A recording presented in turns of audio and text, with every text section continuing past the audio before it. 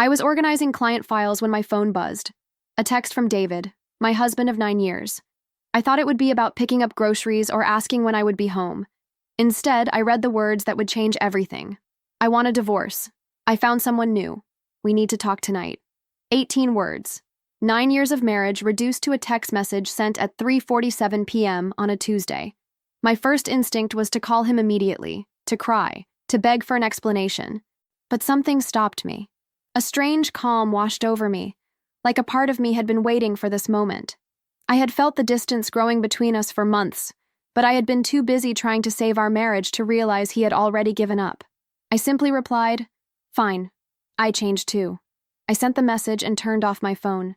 I knew my response would confuse him. He probably expected tears, pleading, maybe even anger, not a simple acknowledgement. The truth is, the signs had been there all along. David worked in real estate, and over the past year, he had become obsessed with his success. New clients meant new social circles, expensive networking events, and late nights that smelled of perfume that was not mine. Our Friday movie nights became client dinners.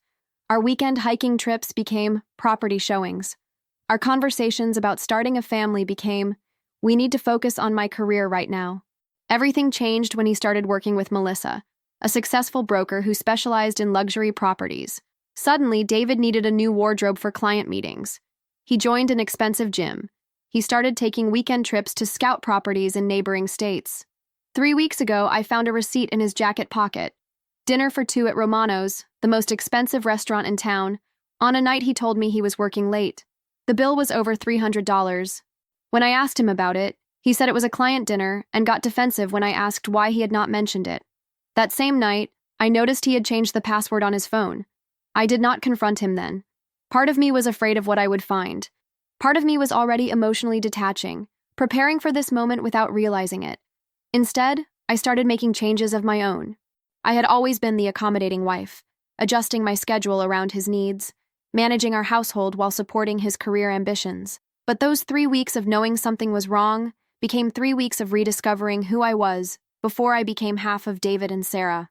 I started going to yoga classes again. I reached out to old friends I had neglected. I even signed up for the photography course I had always wanted to take. For the first time in years, I was doing things for myself. My "fine, I changed too" was not resignation. It was the truth. When I got home that evening, David was already there, pacing in our living room. He looked nervous, guilty, but also relieved, like he had been carrying a secret that was finally out. "Sarah, we need to talk," he said, not meeting my eyes. "I got your message," I replied calmly. "When did it start?" He seemed surprised by my directness. "What do you mean?" "The affair, David? When did it start?" His face went pale. He had probably prepared a speech about growing apart, about needing different things, about how nobody was to blame. He had not prepared for this. "How did you know?" "The late nights, the new clothes, the expensive dinners, the password change, the way you look at your phone." I sat down on our couch, the one we had picked out together 5 years ago. "What I want to know is when you decided our marriage was over, because clearly you made that decision before today." David sat across from me, finally looking directly at me. "It started 6 months ago, with Melissa. It was not supposed to happen, Sarah. We were just working together, and then you decided she was more exciting than working on our marriage." He nodded slowly. "I know how this sounds, but I felt like we had become roommates, like the spark was gone. Did you ever think about talking to me about that? About suggesting counseling? About trying to reignite that spark?" "I thought about it, but then I met Melissa, and everything felt easy with her. New, exciting. And you thought the solution was to have an affair instead of working on our marriage." David shifted uncomfortably. "I know it was wrong, Sarah, but I felt like I was dying inside our routine. The same conversations, the same dinners, the same everything." I stood up and walked to our kitchen window, looking out at the garden we had planted together 3 springs ago. The roses were blooming beautifully. I had been tending to them alone all season while David was working late. "What happens now?" I asked. "I want to be with Melissa. I am sorry, Sarah. I really am. But I cannot pretend anymore." I turned around to face him. "Okay, I want you out of the house tonight. Sarah, we need to talk about the details. The house, our finances, how we split everything. We will handle that through lawyers. I want you to pack a bag and leave tonight." David looked shocked. I think he expected more fighting, more drama, more begging. But we should discuss this rationally. We are both adults. You are right, David. We are adults. And adults communicate before making life-altering decisions. Adults do not have affairs and then announce divorce via text message. I kept my voice calm and steady. You made your choice 6 months ago. Now I am making mine. After David left that night with a hastily packed suitcase, I called my sister Jennifer. She had been through a messy divorce 3 years earlier and had warned me about protecting myself financially. Jen, David wants a divorce. He has been having an affair. Oh, honey, I am so sorry. Are you okay? I think I am, actually. I need your advice about what to do next. Jennifer came over with a bottle of wine and a notepad. First things first. Do you have access to all your financial accounts? Yes, we share everything. Not anymore, you do not. Tomorrow morning, you need to meet with a lawyer and figure out your rights. You also need to document everything you can think of about David's behavior these past months. Receipts, credit card statements, anything that shows he was spending money on this affair. We spent the evening going through our finances. David made significantly more money than I did working as a paralegal, but I had been the one managing our household budget and savings. I knew exactly where every dollar went. What I discovered made my stomach turn. Over the past 6 months, David had spent thousands of dollars that I had not known about. Expensive dinners, weekend trips, jewelry purchases, even a weekend at a luxury resort upstate, all charged to credit cards I did not have access to. He has been planning this for months, Jennifer said, looking at the statements we had printed out. This was not some spontaneous affair that got out of hand. This was calculated. The next morning, I took a personal day from work and met with Rebecca Martinez, the best divorce attorney in our city.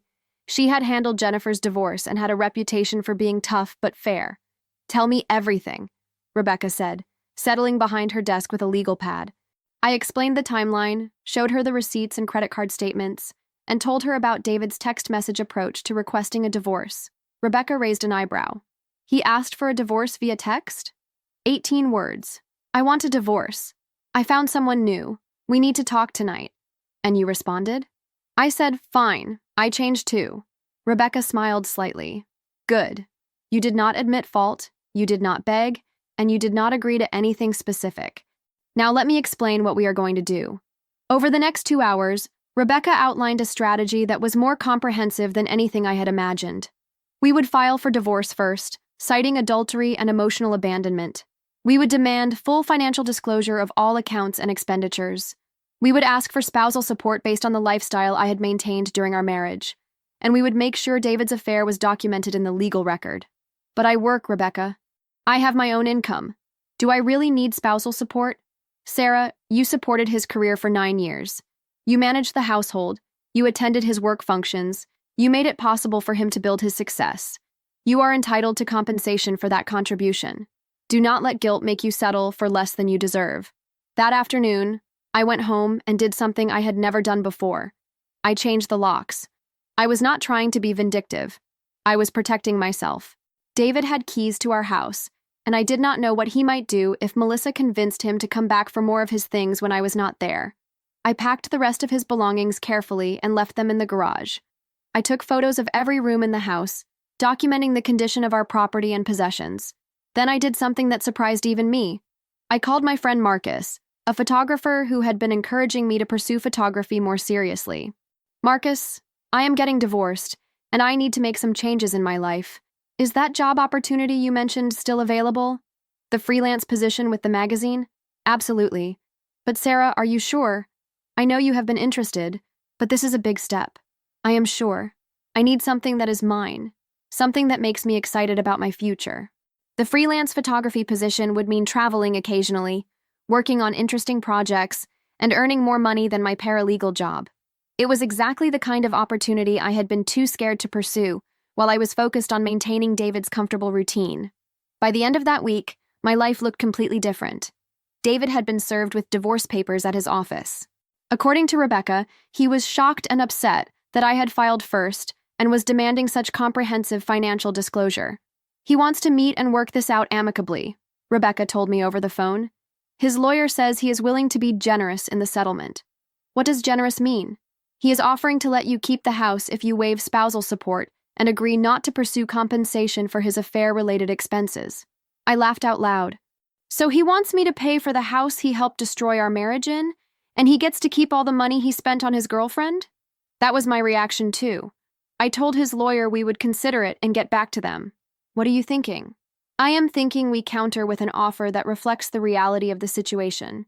You get the house, he pays you spousal support for 3 years while you establish your new career, and he reimburses the marital funds he spent on his affair.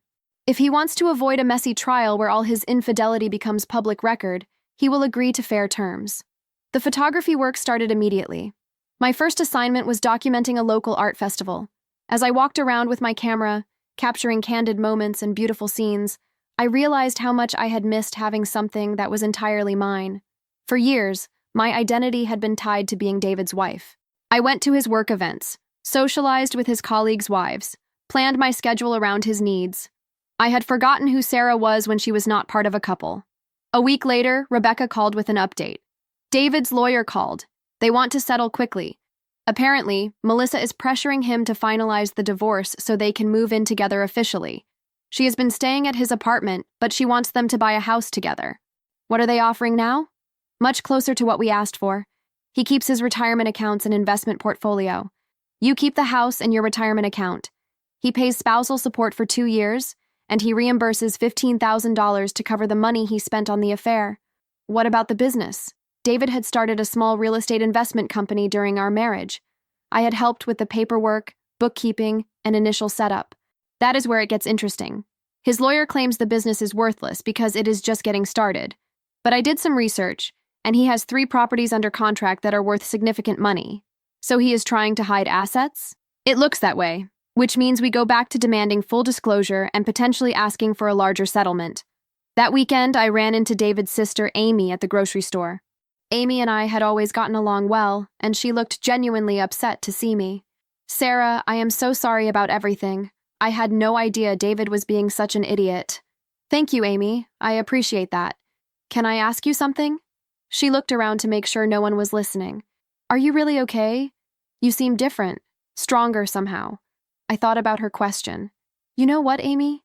I think I am better than okay. I think I am discovering who I am supposed to be. She smiled sadly. David does not know what he gave up. Melissa is not even half the woman you are. How is he doing? I asked, surprising myself by actually caring about the answer. Honestly, he seems stressed. The divorce is costing him more than he expected, and Melissa is very expensive to maintain.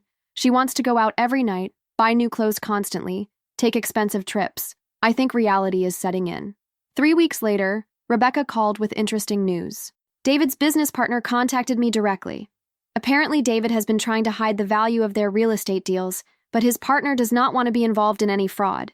He provided documentation showing the business is worth at least $200,000. What does that mean for me? It means David has been lying to us about his assets. We can either negotiate a much larger settlement, or we can take this to trial and let a judge decide how to handle his dishonesty. What do you recommend? Let me call his lawyer and explain what we know. I suspect they will want to settle very quickly once they realize we have documentation of his hidden assets. The next day, David called me directly for the first time since he had moved out. Sarah, we need to talk. This lawyer stuff is getting out of hand. David, you know we are supposed to communicate through our attorneys. Come on, Sarah. We were married for 9 years. We should be able to work this out like adults. I almost laughed. Like adults? You mean the way you handled asking for a divorce like an adult? Or the way you handled having an affair like an adult? I deserve that.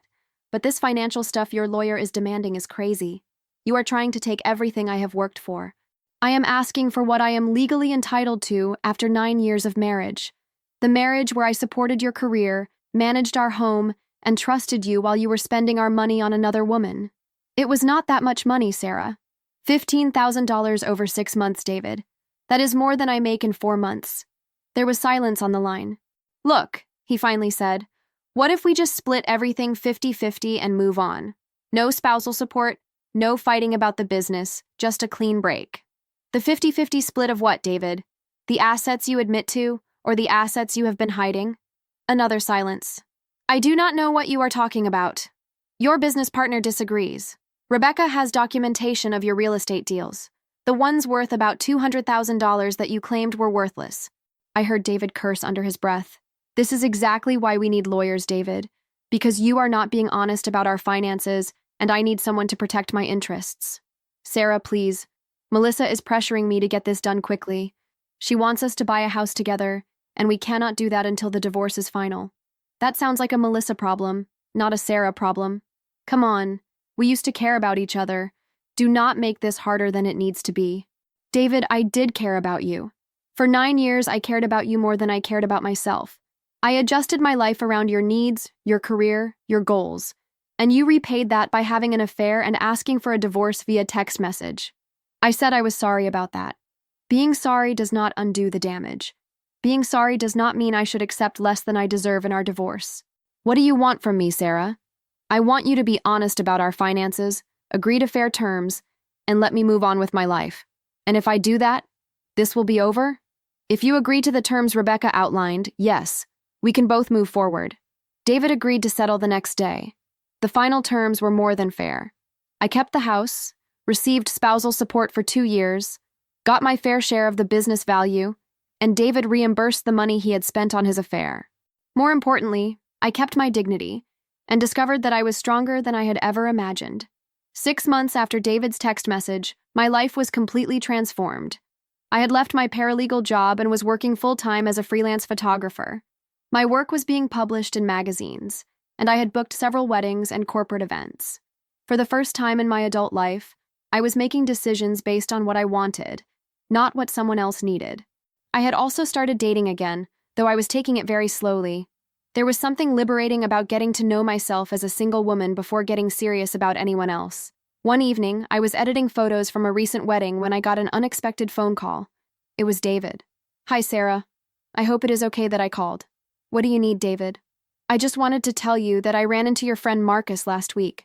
He told me about your photography business, how well you are doing.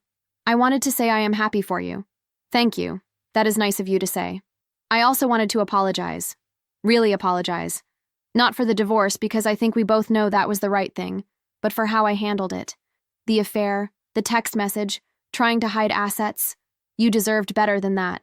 I appreciate you saying that, David. Can I ask you something? You seem so calm through the whole divorce process. Even that first night when I told you about Melissa, you were not angry. Were you really that okay with it? I thought about his question. You know, David, I think part of me had already started grieving our marriage months before your text. I felt you pulling away, and instead of fighting for something that was already over, I started focusing on who I wanted to become. That makes sense. For what it is worth, I think you became exactly who you were supposed to be. How are things with Melissa? David was quiet for a moment. Honestly, it is complicated. Everything felt so easy and exciting when it was an affair. Living together full-time is different. She has very expensive tastes, and she gets upset when I suggest we need to budget or save money. I think she fell in love with the idea of my success, not necessarily with me. I am sorry to hear that. Are you really? Yes, David. I do not wish bad things for you. I just wish you had handled our marriage differently. Me too, Sarah, me too. After we hung up, I realized something important. I was not angry at David anymore. I was not even hurt. I was grateful. His text message that Tuesday afternoon had been devastating at the moment, but it had also been liberating. It forced me to stop trying to save a marriage that was already over and start building a life that was entirely mine.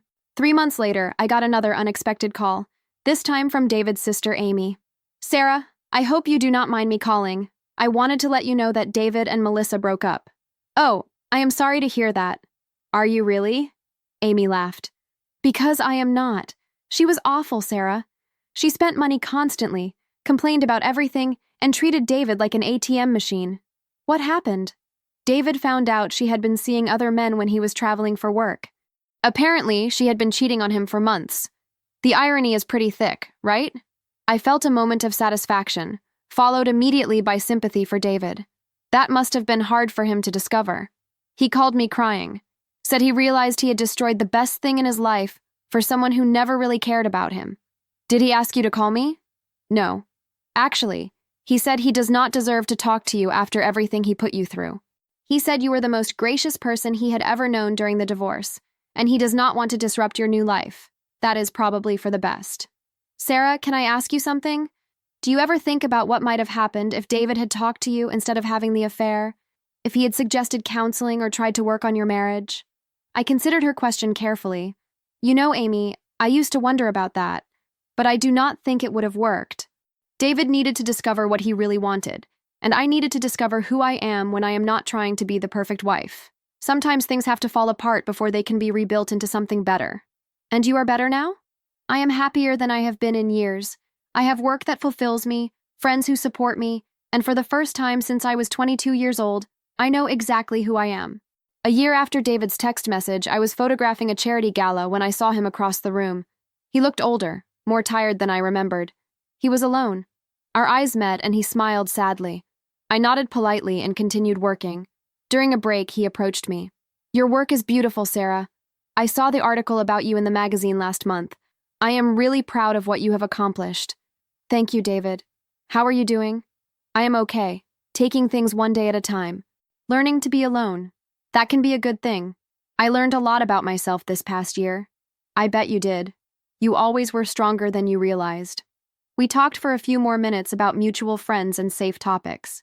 As he walked away, he turned back. Sarah, I know this is too little, too late, but I want you to know that losing you was the biggest mistake of my life.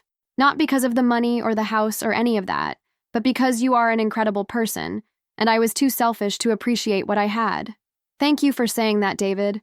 I hope you find what you are looking for. I think I already lost what I was looking for. After he left, I realized that his regret did not give me the satisfaction I might have expected. Instead, I felt grateful that we had both learned something from our failed marriage. As I packed up my camera equipment that night, I reflected on the journey that had brought me to this point. David's text message had been meant to end one chapter of my life. Instead, it had been the beginning of the best chapter. His, I found someone new, had led to my discovery that the someone I needed to find was myself. My fine, I changed too, had not been defiance or anger. It had been the truth. I had changed. I had become the woman I was always meant to be. Sometimes the most devastating news can become the most liberating gift. Sometimes when someone tells you they want something better, the best response is to become something better yourself. And sometimes, when a marriage ends, it is not really an ending at all. It is a beginning. This story is not about revenge or getting back at someone who hurt you. It is about recognizing your own worth, protecting yourself when necessary, and having the courage to build a life that makes you genuinely happy. If you are going through something similar, remember this. You are worth fighting for, even if the person you married forgot that along the way. Do not let someone else's poor choices define your value or limit your future. Sometimes the best response to, I want a divorce, is, fine, watch me thrive.